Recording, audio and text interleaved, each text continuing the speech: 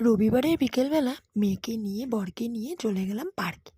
এর আগেও গেছিলাম এই পার্কে মেয়েকে নিয়ে, কিন্তু তখন তো ও অনেক ছোট ছিল, তাই কিছুই বুঝতো না। এখন একটু বুঝতে শিখেছে, হাঁটতে শিখেছে, তাই ভাবলাম ওকে একটু পার্কের থেকে আমরা ঘুরিয়ে আনি। আসলে কি, আমরা যখন ছোট ছিলাম অনেক খেলার জায়গা পেতাম, মাঠ ঘাট সব ছিল।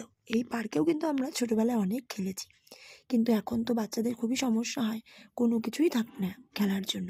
তাই ভাবলাম একটু পার্কে নিয়ে যাই, ওখানে গিয়ে ওর বয়সী ছোট ছোট বাচ্চাদের দেখলে ও হয়তো খুব আনন্দ পাবে। আর হ্যাঁ, সত্যিই তাই, ওর বয়সী বাচ্চাদের দেখে আর এত খেলার জিনিস দেখে আমার মেয়ে কিন্তু প্রচণ্ড পরিমাণে খুশি হয়ে গেছে। পুরো পার্কে 1 মিনিটের জন্য আমাদের কোলে ছিল না, সারা মাঠ জুড়ে ও ঘুরঘুর করে হেঁটে চলছিল, আর এটা ওটা চড়ার জন্য আবদার করছিল। আর ওখানে গিয়ে ছোট ছোট খরগোশ দেখে তো প্রচণ্ড খুশি হয়ে গেছিলো হৃদা। দোলনা চড়তেও এত ভালোবাসলো,